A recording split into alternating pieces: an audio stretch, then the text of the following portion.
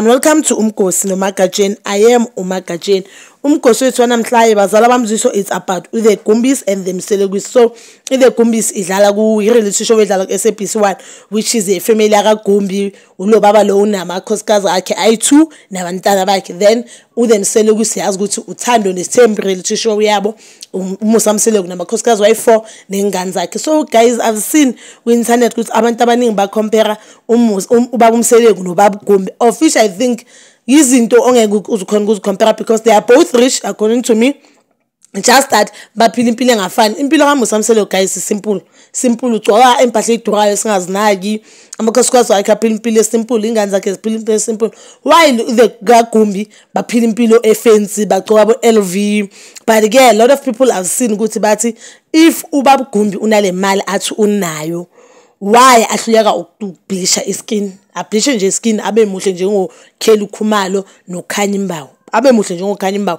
Phela iskin saKhanya Imbawu umunye angaza athi hayi asikho right, but for me it's right because siyafana sonke. That means lo muntu the doctor beka attend for bleaching the skin right. So usiyamazi ubaba Gumbi namakhosikazi wakhe bamhlophe only efebsini, but izandla zabo zikhuluma enye into, inyawo zabo zikhuluma enye into, and hence they claiming futhi the husband or the guy is claiming that he's one of the richest person uyaba afford amakhosikazi wakhe and uphila impilo ephezulu. So if uphila impilo ephezulu why angakwazi uku-afforda skin bleaching is right?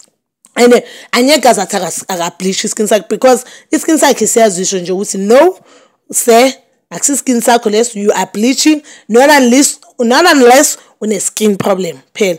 So a lot of people they were comparing abantwana babo, even abantwana ukuthi abantwana baMusa Mselegu ngathi bayakwazi ukubehave bakalo baphile enye impilo. And uSomK, we cannot say ukuthi uSomK mhlambe ungcono kulo Musa. It's just that uSomK mina for me ngibona ngathi yena uthanda impilo ephezulu, uphila impilo ephezulu. I don't know ipocket lakhe ukuthi uthwele uphethe kangakanani. I can say ukuthi mhlambe one could say uMusa unemali udlula uSomK, but asazi ukuthi ubani unemali udlula omunye. Esikwazi is just that impilo kaMusa is simple, amakhosikazi kaMusa ayi4, and you cannot compare umuntu onamakhosikazi ayi4 nomuntu onamakhosikazi ayi2. You cannot compare umuntu onabantwana abayi10 nezizukulu ezimodern ezinezizukulu eziyi4 nomuntu onabantwana abayi4 onganayizukulu. So you cannot compare labantu labo because even if Luya mhlambe yafuna ukuthenga igushu, anyeke uzuthenga igushu unamakhosikazi ayi4, yabo ifuna imali cabanga igushu times 4. Even the time mina uMusa Mselegu wathengela amakhosikazi wakhe ama Mercedes, ngabona lapho uthi uMusa unayo imali. Cabanga abantu abayi4 ama Mercedes ayi4. So obvious noma ngathi uthenga ama Mercedes manje uzovela athenge 2 phela ucedile. Noma ngabe ufundisa abantwana bakhe ekuleni ubhadala amafizi wabantwana ba lesser than uMusa ubhadala amafizi abantwana abaningi. No snap lo wamuthi bhansela ngezukulu ezi2 nangi nompumelelo ngishaya ngenye ibhansela ezinye izukulu ezi2 wonke lento le semahlombe kaMusa. And one thing engiyibonile ukuthi abantu abaningi they prefer uMusa because impilo kaMusa ine drama. And nami ngike ngabona the first season of the Gumbis uSomK washo wathi sakhe isithembu sohlukile because amakhosikazi wakhe awalo.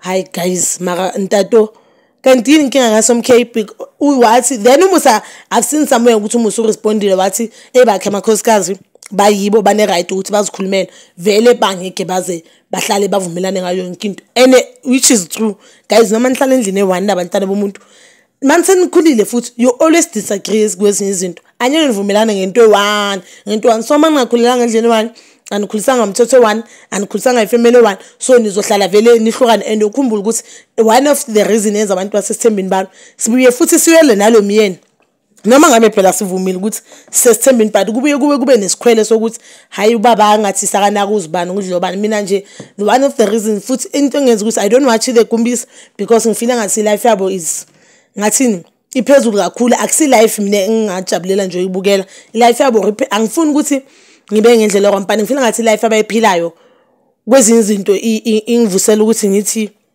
ngasho ukuthi ngivumela nalabantu labo ukuthi if you are so rich ngalendlela rich ngakhoya, why can't you afford skin bleaching? Simple thing, skin bleaching is right.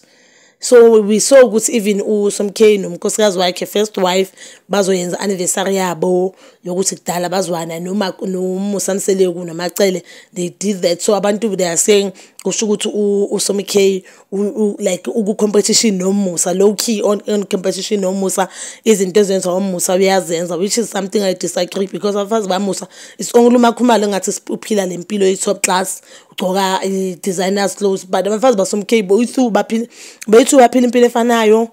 Oh, even if lokucala phansanyana mara lo mncane is not like ukuthi uslay queen ngoba uphila lempilo lo ngoba afuna ukubonwa. Even ipersonality yakaMakhumalo nalo mncane ayifani, lo mncane noma phansi, but you can see ukuthi uthanda izinto, uthanda impilo ephezulu, yonke lento le. While Makhumalo uzithandela nje impahla, but ezinye zezinto right. And abafazi baSomi K nikhumbule bancane ne-age, lo omunye unomntana we-1 okowakhe, laba abanye bathole noSomi K, lo omunye akanazo ingane. So le nto compare mina ngiyibona ngifuna nje ukucamba, ngibona ngathi amadoda ayi-2 abanemali ngabe sifunda kuba ukuthi how they make money, how they became rich. Maybe noSomi K mangabhala incwadi, we can buy that novel or that book, sifunda ukuthi ufike kanjani la khona, sekucompare nje into engekho. But bazala bami, you can always comment down below the thoughts, and please don't forget to like, subscribe, and hit that notification button.